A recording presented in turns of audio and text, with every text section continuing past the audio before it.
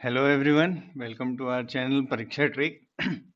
तो आज हम शुरू करने वाले हैं इकोनॉमिक्स का सेशन, जो कि सारे एग्जाम्स के टर्म्स में बहुत इम्पोर्टेंट है। और इसके सवाल आते हैं जैसे कि एसएससी वगैरह में, या आप आईएएस का प्रीलिम्स ले ले, एनडीए ले ले, सीडीएस ले ले, हर एक पर्सपेक्टिव से ये इम्पोर्टेंट एक टॉपिक है इकोनॉमिक्स का, जिसमें से क्वेश्चंस आते हैं। ठीक है, तो आज हम इसे कवर करेंगे। तो इसमें आज हम पढ़ने वाले हैं इकोनॉमिक्स में, जो आज हमारा सेशन होगा वो होगा मनी एंड बैंकिंग का। ठीक है, मनी एंड बैंकिंग इतना ज़्यादा बड़ा सिलेबस है नहीं, इसमें छोटे मोटे चीज़ें जो कवर करने हैं, बट बेसिकली इससे क्वेश्चंस आते हैं हर जगह। आप प्रीवियस ईयर का पेपर वगैरह उठा के देखिएगा तो उसमें इससे क्वेश्चंस आपको डेफिनेटली मिलेंगे। ठीक है, तो लेट्स स्टार्ट, फिर देखते हैं।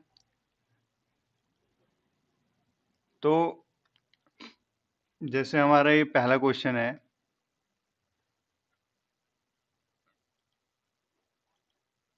which of among the which among of the following is open bank for small industries? कि स्मॉल इंडस्ट्रीज के लिए ओपन बैंक इनमें से कौन सा है? पहला ऑप्शन है हमारे पास आईडीबीआई, दूसरा ऑप्शन है एसआईडीबीआई, तीसरा ऑप्शन है आईएफसीआई, या चौथा ऑप्शन है हमारे पास नबार्ड। तो आपको गैस करना है, 2-3 सेकंड्स हैं आपके पास, तो आप बताइए। तो क्या पूछा है इसमें? Which among the following is open bank for small industries? Small industries के लिए ओपन बैंक कौन सा है? तो इसका जो आंसर है गाइस, वो है आंसर बी, सिडबी। सिडबी का फुल फॉर्म क्या होता है? Small industries development bank of India. तो इसका जो मेन पर्पस होता है वो स्मॉल या मीडियम इंडस्ट्री, जो एमएसएमई होता है, उसको सपोर्ट करना होता है, उसको क्रेडिट देना, फाइनेंस करना। ठीक है, इसका एस्टेब्लिशमेंट कब हुआ था फ्रेंड्स? 1990 में। यहाँ लिखने में थोड़ा दिक्कत हो रहा है, बट 1990 आप याद रखिएगा, 1990 में इसका स्टैब्लिशमेंट हुआ था। ठीक है, आइए दूसरा क्वेश्चन देखते हैं। IDBI IDBI was established on. देखिए, इडबी और सिडबी में वो नहीं होना है, कंफ्यूज नहीं होना है। इडबी दूसरा है और सिडबी दूसरा बैंक है। ठीक है, इडबी का फुल फॉर्म होता है industrial development bank of India. तो इसमें पूछा गया है कि ये इडबी जो है कब इस्टेब्लिश्ड हुआ था। ठीक है, तो आपके पास ऑप्शन है, पहला है जुलाई 1964, दूसरा है जुलाई 1966, तीसरा है जुलाई 1962, या चौथा है जुलाई 1968। ठीक है, आप सोचिए आपके पास थोड़ा टाइम है, 1-2 सेकंड में देता हूँ। ठीक है, तो इसका जो आंसर है वो है ए, जुलाई 1964। ठीक है, तो ये जो इडबी है, industrial development bank of India, ये कब स्टैब्लिश हुआ था? डेट याद रखिएगा, 1 जुलाई 1964 को। ठीक है, ये किसको क्रेडिट और फैसिलिटी किसको प्रोवाइड करता है? ये प्रोवाइड करता है जो इंडस्ट्रीज होती है उनकी डेवलपमेंट के लिए क्रेडिट और अदर फैसिलिटी प्रोवाइड करता है industrial development bank of India. ठीक है, आइए तीसरा क्वेश्चन देखते हैं।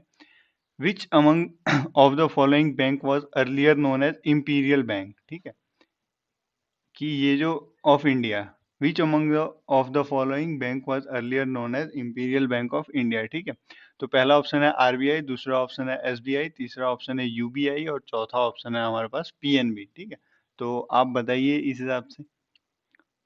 तो इसका जो आंसर है, इसका आंसर है बी, एसबीआई। एसबीआई का पुराना नाम इंपीरियल बैंक ऑफ इंडिया था। ठीक है, तो ये कब आया अपने ट्रांसफॉर्म, जब ये ट्रांसफॉर्म हुआ है स्टेट बैंक ऑफ इंडिया में, कौन से ईयर में? 1955 में। ठीक है, ये ध्यान रखिएगा कि एसबीआई का पुराना नाम क्या है? Imperial bank of India. और ये कब हुआ स्टेब्लिश, ये इसका नाम कब बदल के ये बैंक ऑफ इंडिया बना? 1955। ठीक है, इसको ध्यान में रखिएगा। अब देखते हैं हमारा चौथा question. NABARD stands for. NABARD एक national agricultural national bank for agriculture and rural development. इसका आंसर है डी। ये बेसिकली आप सबको पता ही होगा, इसलिए मैंने सीधा आपको आंसर बता दिया। ये जो नबार्ड है, ये कब स्टैब्लिश्ड हुआ था? तो नबार्ड जो है हमारा स्टैब्लिश्ड हुआ था 12 जुलाई 1982 में। ठीक है, तो इसका जो मेन पर्पस है वो क्या है? एग्रीकल्चर और जो ट्रांसफॉर्मिंग रूरल सोसाइटीज है उनको हेल्प करना और उनको लोन या क्रेडिट वगैरह देना। ठीक है, ये डेवलपमेंट कॉरपोरेशन के टर्म में बाहर इस बैंक को लाया गया था, और इसका एस्टेब्लिशमेंट कब हुआ था? 12 जुलाई 1982 में। ठीक है, ये ध्यान रखिएगा। और इसका आंसर डी है, national bank for agriculture and rural development. चलिए क्वेश्चन 5 देखते हैं। Whose signature is done on 1 rupee note. जो 1 रुपी का नोट होता है उस पर सिग्नेचर किसका होता है? देखिए ये छोटी छोटी चीजें हैं और ये बहुत इंपॉर्टेंट हो जाती है, आपको क्वेश्चंस देखने को मिलेंगे इसमें। प्रीवियस ईयर वगैरह में भी इससे क्वेश्चन पूछे गए हैं, ये इंपॉर्टेंट इसलिए हमने इसे अपने उसमें लाया है। तो ध्यान रखिएगा, ये जो जैसे हमारे बड़े डिनोमिनेशन के नोट होते हैं, 10, 50, 20, 100, 500, 2000, तो उस पे किसका साइन होता है? हमारा आरबीआई गवर्नर का। ठीक है, लेकिन ये जो स्मॉल डिनोमिनेशन नोट होते हैं इस पे किसका साइन होता है? जैसे पहला ऑप्शन हमारे पास फाइनेंस सेक्रेटरी, बी है गवर्नर ऑफ आरबीआई, सी है फाइनेंस मिनिस्टर और डी है नन ऑफ दीज। तो आप गैस कीजिए किसका होता है। तो मैं आंसर बताता हूँ, इस पे जो है फाइनेंस सेक्रेटरी का साइन होता है। ठीक है, तो जो भी स्मॉल डिनोमिनेशन नोट होते हैं जैसे 1 रुपए 2 रुपए, तो इस पे किसका साइन होता है? हमारा फाइनेंस सेक्रेटरी का। तो फाइनेंस सेक्रेटरी से याद आया कि आप अभी बताएंगे हमें कमेंट चैनल में कि कमेंट में कि ये फाइनेंस सेक्रेटरी कौन है, अभी करंट फाइनेंस सेक्रेटरी कौन है इंडिया का। और साथ ही साथ अगर आपको वीडियो पसंद आ रहा हो तो लाइक और सब्सक्राइब और कमेंट जरूर करें। ठीक है, इससे पता लगता है कि हमारा मेहनत ठीक जा रहा है या नहीं। तो इसका आंसर है ए, फाइनेंस सेक्रेटरी। और इसके साथ ये भी ध्यान रखिएगा दोस्त कि जो फाइनेंस मिनिस्टर है, मिनिस्ट्री ऑफ फाइनेंस, इसके पास सोल राइट होता है। ठीक है, कि मतलब सोलो ये इस चीज को हैंडल करता है कि इशू और जो कभी से ये स्मॉल डिनोमिनेशन के जो नोट्स होते हैं या सिक्के होते हैं, इनको इशू और बंद करना ये फाइनेंस मिनिस्टर के हाथ में होता है। ठीक है, तो इसका ये पूरा, इसमें आरबीआई का रोल नहीं होता है, फाइनेंस सेक्रेटरी का साइन होता है। और ये जो कंट्रोल किया जाता है वो किसके द्वारा किया जाता है? फाइनेंस मिनिस्टर के द्वारा। ठीक है, इस चीज को ध्यान रखिए। Question 6, bank rate is the rate of interest.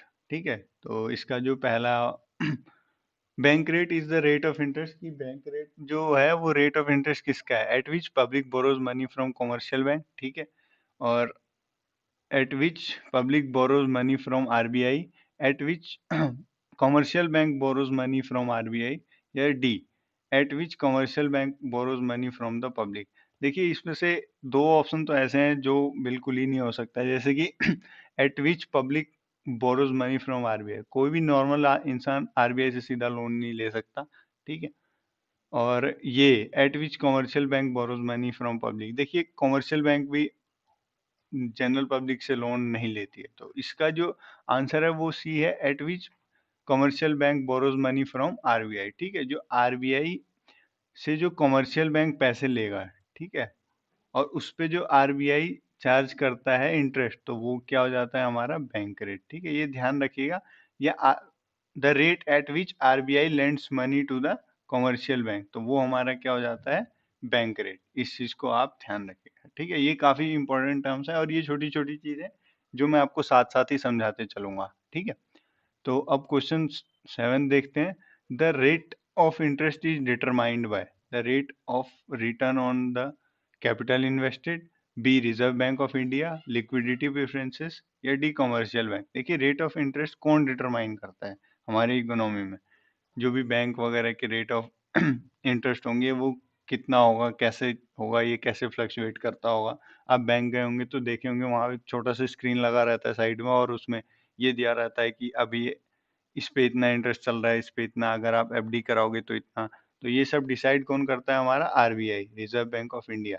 इसे बैंकर्स ऑफ बैंक भी बोला जाता है। जितने भी कमर्शियल बैंक हैं इनका सबका हेड कौन होता है? आरबीआई। जितने भी सीआरआर, रिवर्स रेपो रेट, ये सब कौन डिसाइड करता है? हमारा रिजर्व बैंक ऑफ इंडिया। और ये क्या है? रिजर्व बैंक ऑफ इंडिया को क्या है? अभी अभी नहीं, मतलब रिजर्व बैंक ऑफ इंडिया है स्टेचुरी कॉर्पोरेशन, जो एक सेल्फ बॉडी है, अपने आप में ये एक ऑर्गेनाइजेशन है, इस पे किसी का फोर्स नहीं चलता। तो ठीक है, तो अभी आप मुझे ये भी कमेंट में बताना कि इसका रिजर्व बैंक ऑफ इंडिया का गवर्नर कौन है, करंट गवर्नर। ठीक है, चलिए हम अगला क्वेश्चन देखते हैं। Foreign currency which has tendency of quick migration, ठीक है, इज कॉल्ड। जो फॉरेन करेंसी होता है उसका जो टेंडेंसी होता है क्विक माइग्रेशन का, उसे हम क्या कहते हैं? तो हमारे ऑप्शंस हैं, A scarce gold, B soft currency, C gold currency या डी हॉट करेंसी? तो आप 1-2 सेकंड का टाइम है, आप सोचिए, ठीक है, और नहीं तो मैं बताता हूँ इसका आंसर। तो इसका आंसर है डी, हॉट करेंसी। ठीक है, अब इसका आंसर डी हॉट करेंसी क्यों है और ये क्विक माइग्रेशन क्यों कहलाता है, मैं बताता हूँ। देखिए, हॉट करेंसी है जो वो जो है वो रिफर करता है किसको, क्विक माइग्रेशन ऑफ फंड को, जो फंड एकदम से मूव कर सके, ठीक है, उसको हम हॉट करेंसी बोलते हैं।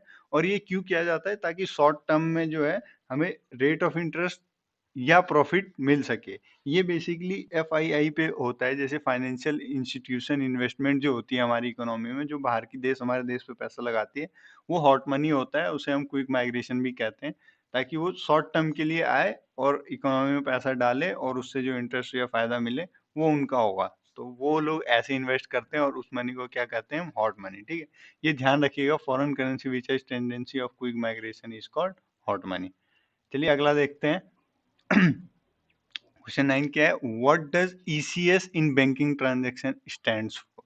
ईसीएस जो होता है वो बैंकिंग ट्रांजैक्शन में किस चीज के लिए स्टैंड करता है? बेसिकली इसका फुल फॉर्म क्या होता है? Excess credit supervisor, extra cash status, exchange clearing standard या डी इलेक्ट्रॉनिक क्लियरिंग सर्विस? तो आप गैस कीजिए। देखिए, जो ईसीएस होता है इसका बेसिकली जो फुल फॉर्म होता है वो क्या होता है, D electronic clearing service.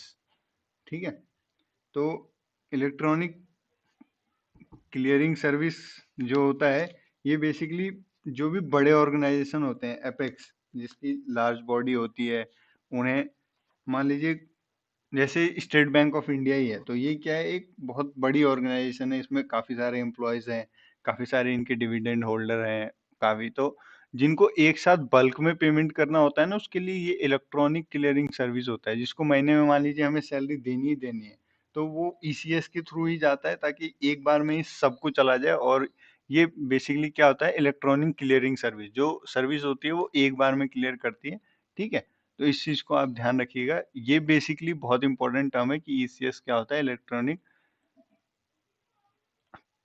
Clearing service. ठीक है, ये बेसिकली ऑलमोस्ट जितने भी बड़ी ऑर्गेनाइजेशन कंपनी है, ये किस चीज के लिए यूज करती है, सैलरी वैलरी देने के लिए, जो बल्क में काम होता है वो इस चीज से वो करते हैं। ठीक है, फिर क्या है, अगला क्वेश्चन देखते हैं। The interest rate policy is a component of? तो इंटरेस्ट रेट पॉलिसी किसका कंपोनेंट है? A physical policy, B monetary policy, C trade policy या डी डायरेक्ट कंट्रोल? देखिए, इंटरेस्ट किस पे मिलता है, या अगर मान लेते हैं हम, फिजिकल नहीं हो सकता, ट्रेड पॉलिसी ये भी नहीं हो सकता, डायरेक्ट कंट्रोल ये भी नहीं हो सकता, तो बचा क्या हमारा, बी मॉनेटरी पॉलिसी। क्योंकि इंटरेस्ट रेट किस पे, इंटरेस्ट हम बेसिकली किस पे लेते हैं, पैसे के लेन देन पे इंटरेस्ट होता है। ठीक है, तो उससे पैसे से क्या बनता है हमारा, मॉनेटरी। मॉनेटरी ध्यान रखिए, जहां मॉनेटरी ट्रांजेक्शन होंगे वहीं पे इंटरेस्ट की बात होगी, तो monetary policy is a component of interest. Monetary policy किसका कंपोनेंट है, इंटरेस्ट का। ठीक है, तो अगला देखते हैं हम। Bank deposit can be withdrawn without notice are called? जो बैंक डिपॉजिट्स होते हैं, आपके पास भी सेविंग अकाउंट होगा या करंट अकाउंट होगा, अगर आप कुछ बिजनेस वगैरह चला रहे हैं, आपकी फैमिली में कोई, तो अलग अलग फॉर्म होते हैं। ठीक है, उसके, तो ये ध्यान रखिएगा कि इसमें पूछा गया है bank deposit can be withdrawn without noticing are called. तो इनमें से कौन सा ये चार ऑप्शन होंगे जिसमें से आप ये विड्रॉ कर सकते हो विदाउट एनी नोटिस? जैसे अकाउंट पेड डिपॉजिट्स, इसमें भी नोटिस देना पड़ता है। फिक्स डिपॉजिट आप ऐसे नहीं निकाल सकते, बैंक में जाके आपको उन्हें बताना होगा कि हाँ मेरी जरूरत है, तो वो उसका कुछ चार्जेस काट के आपको देते हैं। ठीक है, और वेरिएबल डिपॉजिट्स ये भी नहीं निकाल सकते, तो हमारा आंसर क्या बना, D demand deposit. Demand deposit हम इसलिए बिना नोटिस के निकाल सकते हैं, क्योंकि ये, मतलब डिमांड डिपॉजिट फंड फंड जो होता है वो डिपॉजिट किसके, अकाउंट होल्डर का मनी डिपॉजिट होता है, वो विड्रॉ कर सकते हैं बिना किसी नोटिस के। ठीक है, बाकी सब में नोटिस लगता है, और ये एक तरह का फिक्स डिपॉजिट के टर्म में यूज होता है ये तीनों। ठीक है, तो ये डिमांड डिपॉजिट जो होता है ये बिना नोटिस के आप निकाल सकते हो। फिर क्या है, हमारा क्वेश्चन 2 है, interest paid by the government on the loan is called? Interest paid by the government on the loan raised is called, उसको क्या कहेंगे? जो गवर्नमेंट जो है लोन अगर रेज करती है तो उसको कहेंगे क्या? Debt servicing, deficit financing, discounting budgeting या ब्रिज लोन। ठीक है, तो इसका जो आंसर है उसका आंसर है ए, डेट सर्विसिंग। तो डेट सर्विसिंग गवर्नमेंट जो लोन लेती है हम उसे बोलते हैं। गवर्नमेंट बेसिकली लोन किससे लेती है? आरबीआई से लेती है ज्यादातर टर्म में। अगर कुछ बड़ा हो गया तो दूसरे देश वगैरह से भी लेते हैं। तो ये डेट सर्विसिंग किसको कहते हैं? जो गवर्नमेंट लोन रेज करती है। ठीक, चलिए अगला देखते हैं। Legal tender of money refers to cheque, B draft, C bill of exchange या डी करेंसी नोट्स। तो देखिए, चेक क्या होता है? बेसिकली जो ट्रस्ट होता है पेयर और पेई के बीच में, अगर आपको चेक दे रहा हूँ तो हम दोनों के बीच में भरोसा है तभी आप लोगे। ठीक है, ड्राफ्ट भी सेम कॉर्ड ऑफ होता है। बिल्स ऑफ एक्सचेंज ये बेसिकली अकाउंटेंसी में यूज होता है। तो इसमें पूछा लीगल टेंडर ऑफ मनी क्या हो गया? D currency notes. तो इस चीज को आप ध्यान रखिएगा कि ये जो पेपर नोट होते हैं ये common form of legal tender of money होते हैं। ठीक है, कि कोई भी ले दे के ट्रांजेक्शन कर सकता है, आप कहीं भी जाओ पूरे अपने देश में जो अपने रुपीज लेके, तो वो कोई उसको मना नहीं कर सकता। तो कौन सा है? Legal tender of money refers to currency note. ठीक है, ये ध्यान रखिएगा। फिर क्या है 14। और ये बात साथ साथ ध्यान रखिएगा कि ये सारे क्वेश्चन पूछे गए हैं पहले और ये काफी टर्म रिपीट हुए हैं, तो अच्छे से कर लीजिए। और साथ में साथ हमारे चैनल को लाइक, सब्सक्राइब, कमेंट करना ना भूले। और जो आपको मैंने ऊपर क्वेश्चंस पूछे हैं उसका जवाब भी जरूर दे कमेंट बॉक्स में। ठीक है, चलिए अगला क्वेश्चन देखते हैं। The ratio of a bank cash holding to its deposit liability is called the. पहले तो ये बताइए, डिपॉजिट लाइबिलिटी क्या होता है? लाइबिलिटी वो होता है जो हमें फ्यूचर में पे करना पड़ता है। ठीक है, तो क्या बोला है? The ratio of bank cash holding to its deposit liability is called the. इसका पहला है variable reserve ratio, cash reserve ratio, ये डी यहाँ गलती से आ गया, sorry. Cash reserve ratio, C statutory liquidity liquidity ratio या डी मिनिमम रिजर्व रेशियो। आप सोचिए। देखिए, इसका आंसर है basically B, cash reserve ratio. Cash reserve ratio होता क्या है? ये परसेंटेज होता है जो आरबीआई डिसाइड करती है कमर्शियल बैंक के लिए कि उसके कैश का इतना परसेंट, वो कैश के फॉर्म में, मान लीजिए बैंक के पास 100 रुपए कैश है। ठीक है, तो आरबीआई ने बोला इसका 10% आप कैश के फॉर्म में मुझे दोगे, ये आपका बनेगा कैश रिजर्व रेशियो। तो आरबीआई ने क्या बोला कि ये जो 10% है ये है CRR, कैश रिजर्व रेशियो। तो जितने भी बैंक्स हैं उनको ये 10% फॉलो करना पड़ेगा। अगर किसी बैंक की इनकम 100 रुपए है तो वो इसका 10 रुपए किसके पास रखेगा? आरबीआई के पास, as a cash reserve ratio. ठीक है, तो the ratio of bank cash holding to its deposit liabilities is called the cash reserve ratio. ठीक है, इसका ध्यान रखिएगा कैश रिजर्व रेशियो क्या होता है। ठीक है, चलिए अगला क्वेश्चन देखते हैं। The best way a bank can avoid loss is to lend only to the individuals known to accept sound collateral, C give only short term loan, D lend only to the bank's old customer। ठीक है, तो आपको इसका answer बताना है। देखिए, इसमें पूछा क्या गया है? Basically the best way to bank can avoid its loss to, जो बैंक है वो अपना लॉस कैसे अवॉइड करे। तो इसमें पहला ऑप्शन है कि वो किसको लोन देगा? जो पैसे उसी को देगा जिसे वो जानता है। ठीक है, तो ये भी बेस्ट वे नहीं है। ये तो ऐसे कि कोई किसी बैंक कितने लोगों को जानेगा? ज्यादातर तो जानेगा नहीं, तो ये लॉस तो है ही इसमें भी। Except sound collateral. ठीक है, तो ये हो सकता है। फिर क्या है? Give only short term loan, ये भी नहीं हो सकता क्योंकि शॉर्ट टर्म में इतना फायदा होता ही नहीं है। ठीक है, और डी क्या है? Lend to the bankers old customer, ये भी नहीं हो सकता। तो अपना आंसर क्या बना? बी। तो एक्सेप्ट साउंड कोलेट्रल। अब कोलेट्रल क्या होता है? बेसिकली जैसे हम बोलते हैं ना, गिरवी रखना। तो अगर जैसे आप अभी लोन लोगे तो आप क्या किसी प्रॉपर्टी की कागज वगैरह गिरवी रखते हो या फिर किसी इंसान को खड़ा करते हो अपने कोलेट्रल में कि हाँ ये है, ये अगर मैं नहीं रहा तो ये भर देगा, अगर मैं भागा तो एज ए प्रूफ तो बेस्ट वे क्या हो सकता है, वही यही है कि एक्सेप्ट साउंड कोलेट्रल, या तो जमीन वगैरह के कागज, ये जितना आप उसको वैल्यू का पैसे दे रहे हो उसके टर्म्स में आप कुछ ना कुछ उनसे लोगे। ठीक है, अगला क्वेश्चन क्या है हमारा, question 16, commercial bank they should give some cash amount while purchasing government bond, what you call this? Commercial bank that they should give some cash amount while purchasing government bond, जो commercial bank है वो जब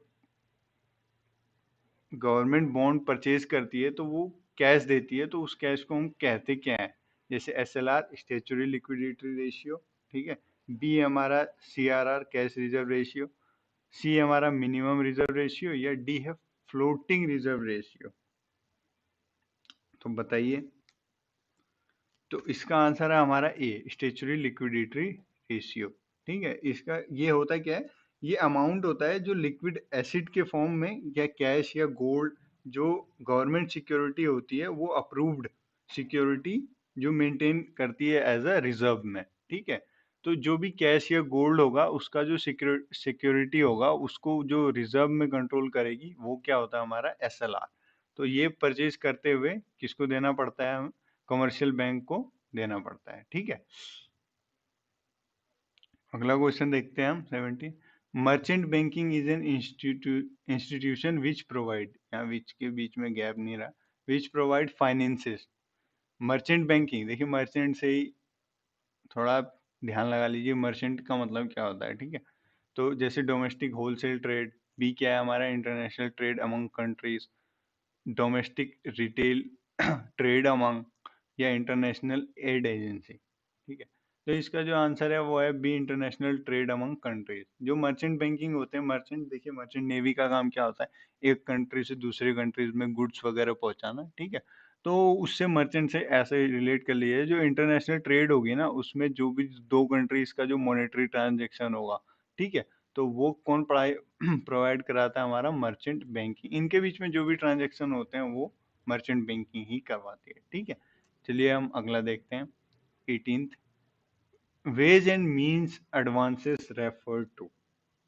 ठीक है, veg and means, ये देखिए term छोटे हैं पर लोग ब्लैक आउट हो जाते हैं ऐसे ऐसे क्वेश्चन देख के ना, कि करना क्या है, क्या पूछ लिया। ठीक है, तो मैं बताता हूँ, जैसे इसमें ways and mean advances refer to A, industry getting temporary loan from commercial bank, B farmer getting loan from NABARD, C government getting temporary loan from RBI, या D government getting loan from international finance institution. ठीक है, तो जो इसका answer है ना, इसका answer है सी।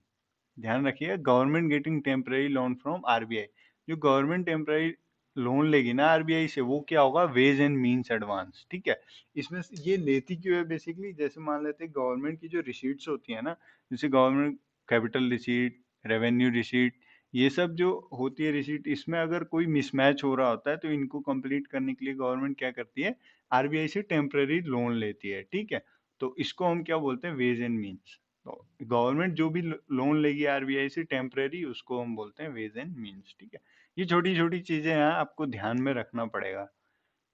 अगला क्या है, देखिए ये तो आसान क्वेश्चन है, ये आपको बता देना चाहिए। तो इसका आप मुझे कमेंट सेक्शन में बताओ कि इसका आंसर क्या होगा। The symbol of Reserve bank of India is, symbol क्या है, A capital of Ashokan pillar, B Kuber with a purse of money, C tiger before palm tree, या D dog sitting in a defensive state.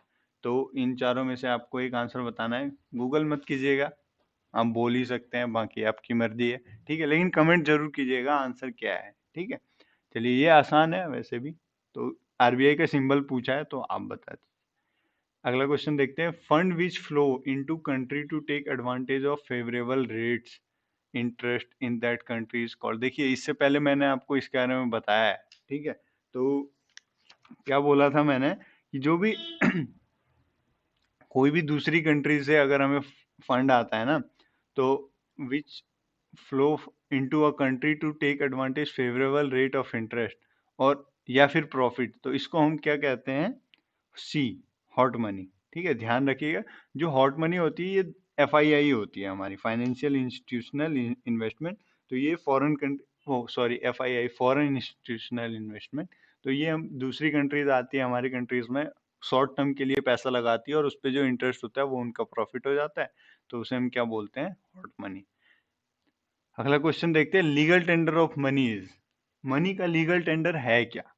A accepted only by government, A accepted by the people and government as per the law, ठीक है, not accepted for business purpose by law, not accepted by the government. देखिए legal tender of money, देखिए सिर्फ government तो accept करेगी तो वो आम जनता के लिए होगा नहीं, तो ये तो मनी का फॉर्म ही नहीं है, पहला ऐसे ही गलत हो गया। B accepted by the people and government as per the law, तो ये आंसर है, ठीक है, कि जो पैसा किसके द्वारा एक्सेप्टेड हो, पीपल आम जनता के लिए भी और लोगों के लिए भी एज पर द, और गवर्नमेंट के लिए भी एज पर द लॉ, ठीक है। Not accepted for the business purpose by law, तो ये भी नहीं होगा, और not accepted by the government, तो ये भी नहीं होगा। तो अपना आंसर क्या बना, बी। तो लीगल टेंडर ऑफ मनी क्या है, जो एक्सेप्टेड है किसके लिए, आम लोगों के लिए भी और गवर्नमेंट के लिए भी एज पर द लॉ, ठीक है। देखिए और अगला क्वेश्चन क्या पूछा है कि what is NABARD's primary role. NABARD का तो मैंने आपको इससे पहले ही डिस्कस कर बता दिया है कि नाबार्ड क्या होता है, इसकी स्टैब्लिशमेंट कब हुई थी। तो इसका आप रोल डिस्कस कर लेते हैं। जैसे इसमें पहला है अपने पास, to provide term loan to state cooperative bank, ठीक है। तो स्टेट के जो छोटे मोटे कोऑपरेटिव बैंक होंगे उन्हें क्या प्रोवाइड करना, लोन प्रोवाइड करना। बी क्या है, to assist the state government for share capital contribution, ठीक है। तो जो स्टेट गवर्नमेंट होते हैं उनको किस चीज के लिए असिस्ट असिस्ट करना, कि जो स्टेट कैपिटल, जो शेयर कैपिटल होते हैं स्टेट्स के, उसके लिए, ठीक है। फिर सी क्या है, to act as a refinance institution, या D all of the above. तो इसका जो आंसर है वो है D, all of the above. क्योंकि देखिए नबार्ड का जो फुल फॉर्म होता है national agriculture rural development bank, तो ये जो बेसिकली जो इनका काम होता है वो रीजनल पार्ट के लिए होता है, जो रूरल एरियाज होते हैं या एग्रीकल्चर टर्म, तो उनको ग्रोथ में लाना। और ये हर एक स्टेट बैंक, स्टेट गवर्नमेंट के साथ इनका रिलेशन होता है, तो उसके लिए ये शेयर कैपिटल भी कंट्रीब्यूशन में करते हैं और बाकी सारा काम, ठीक है। तो इसका आंसर है D, all of the above. चलिए अगला क्वेश्चन देखते हैं हम, question 23, which of the following is an open market operation of RBI. RBI का ओपन मार्केट ऑपरेशन इनमें से कौन सा है, ठीक है। Buying and selling of securities, buying and selling of shares, A trading in security, C transaction in gold, या D lending commercial money. तो इसका जो आंसर है, इसका आंसर बेसिकली बी है, ट्रेडिंग इन सिक्योरिटी। देखिए ये आरबीआई करती क्यों है ओपन मार्केट ऑपरेशन, क्योंकि जब मान लीजिए मार्केट में ज़्यादा लिक्विडिटी है, लिक्विडिटी का टर्म होता है इकोनॉमिक्स में कि लिक्विडिटी का मतलब होता है कि अगर मार्केट में पैसा ज़्यादा है, मान लीजिए इन्फ्लेशन की सिचुएशन में है हम और काफ़ी ज़्यादा इन्फ्लेशन हो रहा है, तो मनी को सोक करना है मार्केट से, तो आरबीआई क्या करता है कि जो आरबीआई या गवर्नमेंट दोनों कर सकती है ये, कि ये ओपन मार्केट में आती है और ये अपनी सिक्योरिटीज बेचती है, ठीक है। तो सिक्योरिटीज जब बेचेगी तो आम लोगों के पास क्या जाएगा, सिक्योरिटी, और मार्केट से पैसा सोक हो जाएगा और वो किसके पास आ जाएगा, आरबीआई या गवर्नमेंट के पास। तो इस तरह से इन्फ्लेशन कंट्रोल होता है। यह मान लीजिए मार्केट में पैसा नहीं है, तो आरबीआई क्या करती है, अपनी सिक्योरिटीज खरीदती है, गवर्नमेंट अपनी सिक्योरिटी खरीदती है, तो सिक्योरिटीज आ जाती है आरबीआई या गवर्नमेंट के पास और पैसा इकोनॉमी में चला जाता है। तो इसको हम क्या बोलते हैं, ट्रेडिंग इन सिक्योरिटीज। और ये बेसिकली किसके लिए होता है, इसी को बोलते हैं हम ओपन मार्केट ऑपरेशन, जिसमें सिक्योरिटीज में डील करते हैं, ठीक है। तो ये ध्यान रखिएगा आप, ये काफी इंपॉर्टेंट टर्म है और ये बहुत बार पूछा गया है। ये ओपन मार्केट ऑपरेशन क्या होता है ये मैंने आपको समझा दिया। और इसमें किस चीज में हम ट्रेड करते हैं, सिक्योरिटीज में, शेयर्स में नहीं करते, गोल्ड में तो बिल्कुल नहीं, और ये लैंडिंग टू कमर्शियल बैंक ये भी नहीं। देखिए जो शेयर्स में जो buying and selling of shares है, ये कौन डील करता है, ये सेबी से डील होता है, ठीक है। तो इसमें आरबीआई का इतना रोल होता नहीं है। जो इसमें से ट्रांजेक्शन या जो भी होता है वो आरबीआई सीधा SEBI, security exchange board of India से उसके बारे में पूछती है। इसका आम लोगों से कोई लेना देना नहीं होता है। जो आम लोगों से लेना देना होता है वो होता है ट्रेडिंग इन सिक्योरिटीज में, जो ओपन मार्केट में होता है। मैं इस क्वेश्चन को इसलिए इतनी गहराई से बताया ताकि ये काफी इंपॉर्टेंट है और ये बहुत बार आ चुका है, ठीक है। चलिए अगला क्वेश्चन देखते हैं, 24, in India 1 rupee coin and notes and subsidiary coins are issued by. देखिए मैंने पहले आपको बताया था तो आप बताइए। देखिए, जो रिजर्व बैंक ऑफ इंडिया ये छोटे उसमें डील नहीं करती है, तो ये तो होगा नहीं। ठीक है। B central government. C state bank of India. देखिए, स्टेट बैंक ऑफ इंडिया क्या है, कमर्शियल बैंक है, तो ये भी नहीं होगा। The unit trust of India, ये भी नहीं होगा।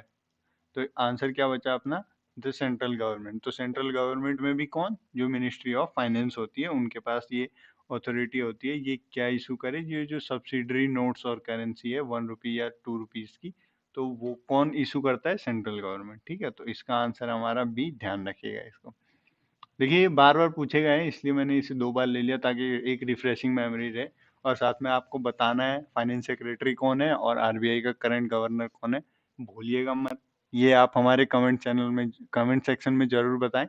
और ठीक है, और बताइएगा कि अब कैसा लग रहा है आपको ये वीडियो देख के। तो और लाइक सब्सक्राइब जरूर करें। ठीक है, चलिए अगला क्वेश्चन देखते हैं। Which of the following functions are control of credit in India.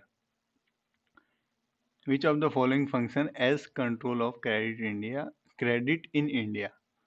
The central government, the Reserve Bank of India, the State Bank of India, the Planning Commission. देखिए, प्लानिंग कमीशन तो अब रहा नहीं, इसको हटा के मतलब वो नीति आयोग ला दिया गया है। ठीक है, तो उससे आप कंफ्यूज मत होना कि ये प्लानिंग कमीशन क्या है अब। तो ये बेसिकली प्लानिंग कमीशन को अब हटा के क्या ला दिया गया है उसकी जगह पे, नीति आयोग। तो इसका आंसर क्या होगा, which of the following function as a credit control of India. इसका आंसर है basically B, reserve bank of India.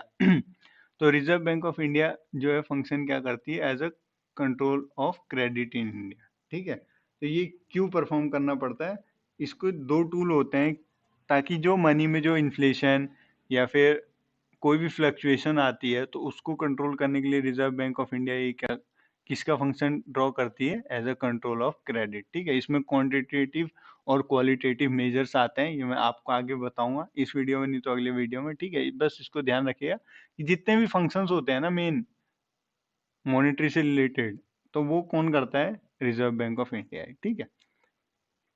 26, open market operation refers to. देखिए, ओपन मार्केट ऑपरेशन अभी मैंने आपको काफी अच्छे से समझाया। ठीक है, मैंने बोला था ये बार बार आएगा, क्योंकि यहाँ भी हम दे रहे हैं और आपको एग्जाम्स में भी देखने को मिलेगा, और आप प्रीवियस ईयर क्वेश्चन वगैरह भी उठा के देख सकते हैं, तो उसमें ये काफी बार आ चुका है। ठीक है, तो open market operation refers to किसके लिए, borrowing by the commercial bank from the RBI, ये तो नहीं हो सकता क्योंकि अभी आपको ऊपर बताया है। ठीक है, लेंडिंग बाय शेड्यूल्ड बैंक, ये भी नहीं हो सकता।